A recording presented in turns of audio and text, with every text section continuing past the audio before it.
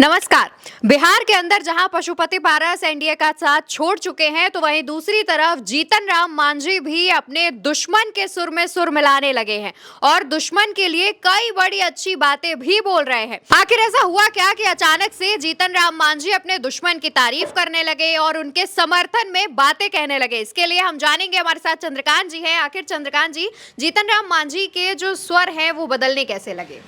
देखिए, जीतन राम मांझी के सुर अभी से नहीं बदल रहे हैं। जीतन राम मांझी के सुर बहुत पहले से बदले हुए नजर आ रहे थे। सबसे पहले आप याद करिए, जब जीतन राम मांझी ने भारतीय जनता पार्टी से ये कहा कि वो दिल्ली में विधानसभा चुनाव लड़ना चाहते हैं और इसके लिए उनको सीटें दी जाए, तो भारतीय जनता पार्टी ने उनको सीटें नहीं दी, तो मांझी ने ऐलान कर दिया कि हम दिल्ली में अकेले चुनाव लड़ेंगे। और इसके बाद जीतन राम मांझी ने जो बयान दिया है, वो बयान सीधे सीधे अमित शाह के बयान का खंडन करता है। आपको याद होगा, 16 दिसंबर की तारीख थी। अमित शाह एक न्यूज़ चैनल के शो में बैठे थे और उन्होंने बिहार के मुख्यमंत्री के सवाल पर यह कहा कि ये तो पार्लियामेंट्री बोर्ड का फैसला है और पार्लियामेंट्री बोर्ड नतीजों के बाद इसको तय करेगा। मैं इससे ज़्यादा कुछ नहीं कहूँगा, वरना मैं एक अनुशासित सिपाही हूँ। इसी बयान के बाद से ये कहा जाता है कि नीतीश कुमार कुछ नाराज़ रहने लगे और उसके बाद अम्बेडकर वाला पूरा प्रकरण हुआ, वो भी दर्शकों की जानकारी में है। मांझी बिहार के मुख्यमंत्री रहे हैं। मांझी को मुख्यमंत्री किसने बनाया? 2014-2015 का जो समय था, आज से 10 साल पहले, नीतीश कुमार ने मुख्यमंत्री की कुर्सी से अचानक इस्तीफा दिया। क्योंकि नीतीश कुमार, आप जानती हैं, वो जो भी करते हैं अचानक करते हैं। अचानक उन्होंने इस्तीफा दिया और इस्तीफा देने के बाद उन्होंने मांझी को कमान सौंप दी। सबसे पहले आप ये समझ लीजिए कि मांझी जिस बिरादरी से आते हैं, जिस जाति से आते हैं, वो बिहार में तकरीबन 1.5 से 2% है।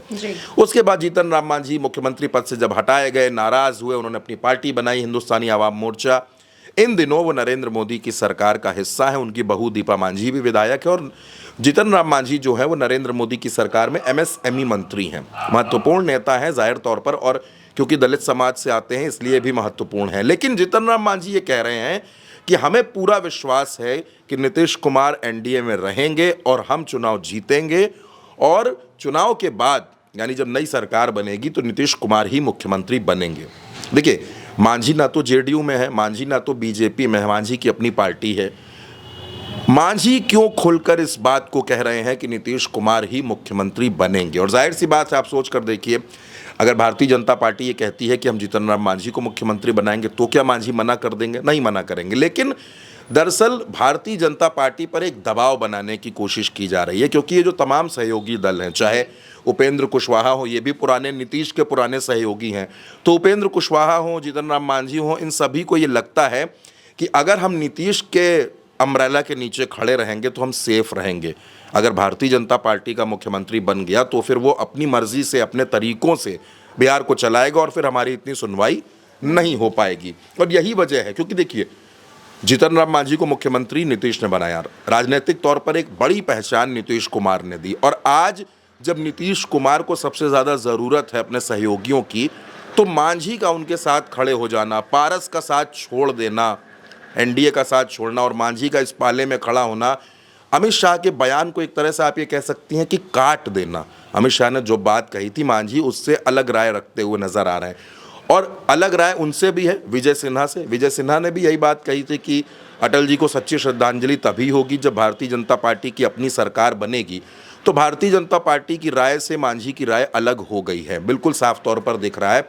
और ये ज़्यादा साफ इस तरह भी देखा जा सकता है क्योंकि मांझी ये कहते हैं कि दिल्ली चुनाव में वो अपने प्रत्याशी उतारेंगे। यानी मांझी दोहरे तरीके से भारतीय जनता पार्टी को तनाव देते हुए नजर आ रहे हैं। वो एक तरफ तो प्रत्याशी उतारने की बात करते हैं, दूसरी तरफ नीतीश के नाम की वकालत भी कर देते हैं। अब एनडीए में अगर आप देखेंगे तो बहुत खुलकर भारतीय जनता पार्टी का कोई नेता ये नहीं कह रहा कि हम नीतीश कुमार के चेहरे पर चुनाव लड़ेंगे, हम नीतीश कुमार को मुख्यमंत्री बनाएंगे। ये जरूर कह रहे हैं कि नीतीश कहीं नहीं जा रहे हैं, नीतीश एनडीए में ही रहेंगे। अब सवाल तो अवंतिका यहाँ पर यह भी खड़ा होता है कि जब नीतीश कहीं नहीं जा रहे हैं तो बार बार ये सफाई क्यों देनी पड़ रही है कि नीतीश कहीं नहीं जाएंगे? यानी बिहार में कुछ ना कुछ जरूर है जिसको छुपाया जा रहा है, जिसकी पर्देदारी की जा रही है। और 15 जनवरी से लेकर 20 जनवरी के बीच में ये तारीखें बड़ी अहम हैं। इसके बीच में बिहार में कुछ भी हो सकता है। अब वो क्या होगा ये अभी साफ नहीं है, लेकिन ये बात साफ है कि कुछ ना कुछ बिहार की राजनीति में ज़रूर होना है। दही चूड़ा के बाद से लेकर जो 18 जनवरी की तारीख है, इसके बीच में ज़रूर बिहार में कुछ ना कुछ होना है। और ऐसे में मांझी का स्टेटमेंट बहुत ज़रूरी है। मांझी का स्टेटमेंट जो है वो बिहार की राजनीति में कई संकेत भी देता है।